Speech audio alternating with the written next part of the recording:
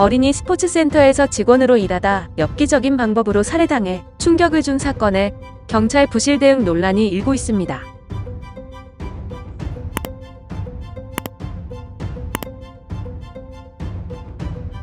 남성 직원의 항문에 70cm가량의 막대를 찔러 숨지게 한 혐의를 받고 있는 어린이 스포츠센터 대표 A씨가 폭행 이후 피해자 행세를 하며 경찰에 3번 신고한 사실이 확인됐습니다.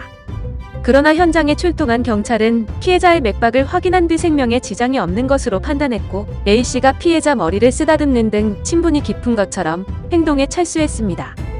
지난 3일 채널A 보도에 따르면 A씨는 사건 당일인 지난달 31일 경찰에 3차례 신고 전화를 걸었습니다. 경찰은 첫 112 신고가 폭행 중 이뤄진 것으로 파악했는데요. 경찰은 당시 오전 2시쯤 누나가 맡고 있다는 A씨의 신고를 접수했습니다. 당시 물건이 부서지는 소리가 들려 전화기 너머로 시끄러운 소리가 들린다는 메모도 남겼습니다.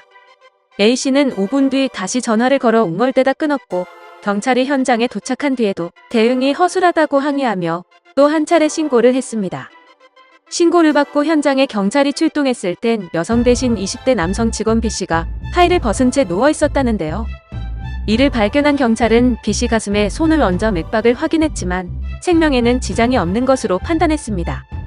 이에 만취 상태였던 A씨는 직원이 술에 취해 자고 있으니 건드리지 마라. 신고와 관련 없다고 둘러댔습니다.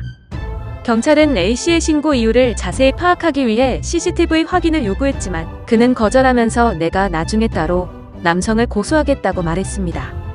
채널A 보도에 따르면 당시 A씨는 경찰들 앞에서 누워있는 B씨에게 다가가 머리를 쓰다듬기도 했습니다. 이 같은 모습을 본 경찰은 B씨 하반신을 외투로 덮고 현장에서 철수했습니다. 그러나 사건 이후 CCTV를 확인한 결과 경찰이 도착하기 몇 분 전 A씨가 B씨의 하체를 70cm 길이의 플라스틱 막대로 수차례 폭행한 것으로 드러났습니다. B씨 유족들은 A씨의 엽기적인 범행과 출동한 경찰의 대응에 분통을 터뜨렸습니다. B씨 유족은 채널A에 격정적으로 흔들거나 한 것도 아니고 그냥 맥박이 뛰는지 확인하고 간 것이라며 그때 만약 119라도 불렀으면 살 수는 있지 않았을까라고 주장했습니다. 자고 있다던 B씨는 결국 숨졌습니다. A씨는 31일 오전 9시 같이 술 마신 친구가 의식과 호흡이 없다며 119에 신고했고 소방당국에 연락을 받은 경찰은 A씨를 폭행치사 혐의로 긴급 체포했습니다.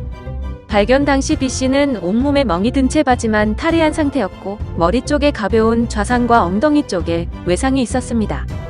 이후 국립과학수사연구원이 B씨의 항문 부위가 플라스틱 막대에 찔리면서 직장과 담낭, 간, 심장이 파열돼 사망한 것으로 보인다는 취지의 1차 소견을 내놨고 경찰은 혐의를 살인죄로 변경했습니다.